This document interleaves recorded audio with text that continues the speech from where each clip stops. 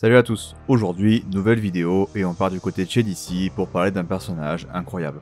Très facilement dans mes personnages préférés de chez DC et pour la sortie de son film mercredi, on va parler de Black Adam. Et on va aborder un récit solo sur lui.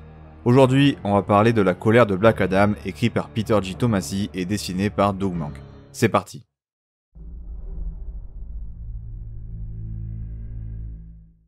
Black Adam est un homme responsable de la mort de milliers de citoyens d'Ubilian et de la destruction à grande échelle à travers le monde.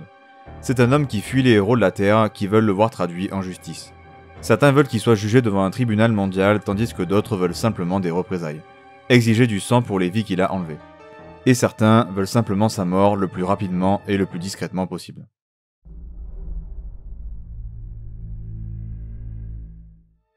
Alors pour commencer à parler de l'histoire, déjà, petite remise en contexte nécessaire de l'histoire dans l'univers DC des années 2000. Le récit commence donc juste après 52, vraiment tout juste après ces événements qui ont profondément changé Black Adam et ses convictions. Forcément, vous l'aurez compris, mais dans cette vidéo, je vais donc spoiler tout l'arc narratif de Black Adam dans 52. Donc si vous n'avez pas lu 52 et que vous avez prévu de le faire, je vous conseille d'aller d'abord lire ça, et si vous voulez savoir ce que j'en pense de 52, je vous mets le lien en vidéo de la vidéo que j'ai faite sur le comics. Petit point également sur l'édition de ce comics. Il est dispo dans un tome avec 2 autres histoires, donc en 3 parties. La première partie sont les 2 derniers numéros de 52 où Black Adam apparaît. Il y a 4 numéros de World War III qui sont en gros la même histoire que les 2 derniers numéros de 52 mais plus détaillés et surtout avec un autre point de vue. Et derrière enfin les 6 numéros de la mini-série sur la colère de Black Adam. Voilà, maintenant que la mise au point est terminée, on va enfin pouvoir attaquer le cœur de l'histoire. Alors déjà, on commence dans le sombre, le noir, le violent, avec un début à la suite d'un événement dramatique qui vient d'arriver à Black Adam, où il a perdu sa femme Isis. Fou de rage, il a dévasté un pays tout entier et il est devenu le terroriste le plus recherché de la planète, après que Shazam l'ait privé de ses pouvoirs en changeant son mot de transformation, qui n'est donc plus Shazam.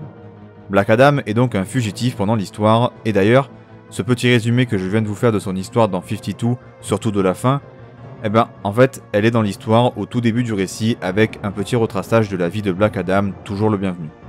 Et dans ce récit, Black Adam va avoir 2 objectifs principaux. Premièrement, retrouver ses pouvoirs, donc en retrouvant le mot de sa transformation, et deuxièmement, le plus important, ressusciter Isis, sa femme. Son amour perdu, dont il n'accepte pas la mort cruelle et injuste pour un personnage aussi bon de nature et aussi bienveillant, qui lui a donné enfin une raison de vivre, et tout ça alors que pour rappel, Black Adam est détesté et recherché par tout le monde. Au niveau du récit, on a une histoire à 2 points de vue. On suit à la fois les héros qui cherchent Black Adam, mais surtout on suit Black Adam dans ces 2 quêtes dont j'ai parlé plus tôt, avec une narration parfaite, notamment souvent dans la tête de Black Adam, qui nous permet d'être dans ses pensées en quasi-permanence, ce qui, quand on suit un personnage aussi intéressant que Black Adam, est un vrai luxe, tant le personnage est excellent. Il y a pas mal de dialogues dans le récit qui sait à la fois prendre son temps, mais également nous livrer des scènes plus rapides avec plus d'action et qui sont plus nerveuses. Au début du récit, on s'aperçoit que, malgré tous ces problèmes, Black Adam possède toujours plusieurs fidèles qui vont l'aider tant bien que mal dans ses quêtes. Preuve que son charisme et surtout de la fidélité qu'il inspire à son peuple sont vraiment impressionnantes.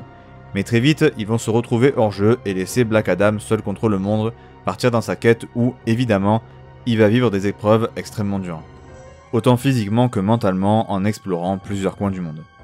Un des plus gros points forts du récit est qu'on a une exploration vraiment en profondeur de la relation entre Isis et Black Adam. Et ça, c'est vraiment passionnant. Connaître ce qui lie ces 2 âmes sœurs dans l'éternité et évidemment, vu qu'Adam va chercher à tout prix à ressusciter Isis, la résurrection est au cœur du récit et surtout ses côtés néfastes, notamment autour de l'impossibilité de faire son deuil. Ce qui, pour un personnage aussi puissant que Black Adam, qui n'a pas du tout l'habitude de se voir refuser ce genre de choses, son deuil, il n'y pense même pas. Ce n'est même pas une option pour lui. Il veut ressusciter Isis, il va tout faire pour y arriver, quitte à tuer tout le monde sur son passage s'il le faut. Du côté des héros, certains membres de la JSA sont souvent présents, un peu comme personnages principaux de la traque, et forcément, c'est eux qui sont le plus proches de Black Adam, donc c'est vraiment cool que ce soit eux et pas d'autres héros, qui du coup s'en occupent. En plus de ça, les personnages ont des techniques de track plutôt intelligentes pour Black Adam en se servant notamment de sa possible transformation pour le traquer avec une sorte de signature magique, là où les autorités des différents pays et organisations mondiales optent pour des techniques plus radicales, car oui, à un moment on s'aperçoit qu'un groupe d'humains veut tout bonnement tuer Black Adam à vue et qu'ils en ont les moyens. Les héros vont alors devoir s'activer et le trouver avant eux s'ils veulent le traduire en justice. On voit d'ailleurs que chacun possède ses intérêts dans l'arrestation ou la mort potentielle de Black Adam, avec bien sûr des intérêts politiques surtout, mais aussi d'armement, rajoutant un côté réaliste à l'histoire qui est loin d'être déplaisant, bien au contraire. Ça rajoute également de la tension qui induit qu'on a vraiment peur pour le personnage principal, grâce à des décisions scénaristiques bien senties, notamment qui laissent un énorme suspense sur l'avenir du personnage dans l'histoire au global. Forcément, au cours de sa quête, dès qu'il a du temps, Black Adam va réciter des mots au hasard pour débloquer de nouveau l'accès à ses pouvoirs. Des mots complètement aléatoires car évidemment, ça peut être n'importe quel mot qui lui permettrait de réaccéder à sa transformation en Black Adam. Forcément, ça peut paraître évident également, mais une bonne partie de l'univers d'ici est concernée et d'ailleurs on utilise très bien les anciennes relations de Black Adam avec des héros connus de l'univers d'ici, notamment ceux de la JSA, pour agrémenter l'histoire et lui donner un côté encore plus personnel. L'avantage énorme de cette histoire est qu'on étoffe encore plus le personnage de Black Adam, on lui permet d'évoluer, d'avancer et de devenir quelqu'un d'autre.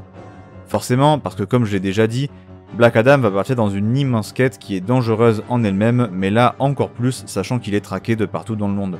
Cette sorte de double menace qui en plus va être accentuée par le fait que ces deux quêtes vont se retrouver opposées par le scénario à un moment, ce qui je trouve est vraiment un trait de génie et donne tout un aspect vraiment très nouveau et très agréable à lire à partir d'un certain point du récit.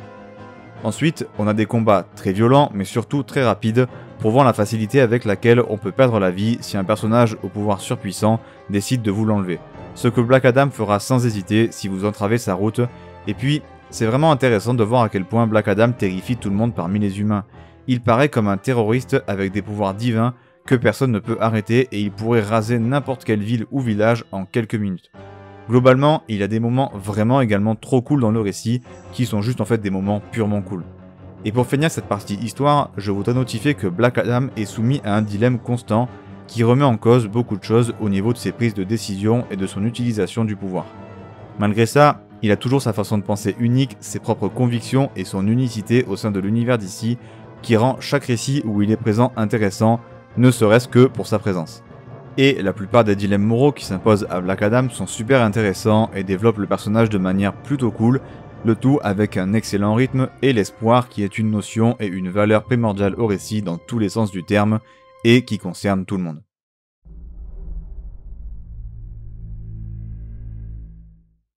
Alors niveau personnage, je vais commencer par dire que Black Adam a tout perdu au début du récit. Il est au fond du trou et n'a jamais été aussi bas. Après tous ces espoirs qu'il a pu recevoir dans 52, le fait qu'il lui ait été enlevé l'a rendu fou de rage. Et maintenant, toute la Terre le recherche alors qu'il n'a plus la capacité de se transformer en Black Adam. Il n'est que Tête Adam. Et justement, il est vraiment prêt à absolument tout pour réussir à se retransformer. Sa vie en dépend, mais son désir est immense et pareil pour ressusciter Isis. Et vraiment, on peut s'apercevoir que sa volonté est juste insensée, il est prêt à tous les sacrifices pour réussir ses deux objectifs. On a donc un Black Adam autant méconnaissable physiquement que psychiquement, tant il est au fond, mais malgré tout, il garde sa droiture envers ses principes, et puis vraiment, c'est ultra passionnant de voir un personnage aussi important dans son pays, avec autant de pouvoir, autant de volonté, se retrouver plus bas que terre et traquer. Le perso vit des trucs tellement tragiques, franchement, j'aimerais vraiment pas être à sa place dans ce récit. Ensuite, chose assez importante, c'est qu'on s'aperçoit qu'il n'a pas besoin de ses pouvoirs pour être dangereux physiquement.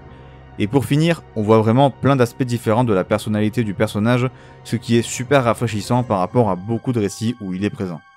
Ici, c'est vraiment le centre d'attention permanent, et donc ça nous permet vraiment d'en découvrir encore plus sur ce personnage hyper passionnant.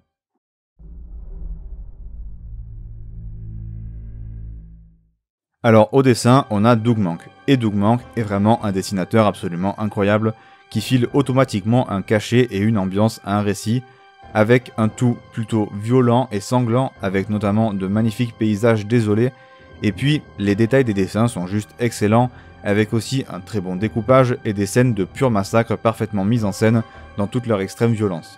Donc globalement, les dessins sont vraiment très plaisants et accompagnent parfaitement cette superbe histoire.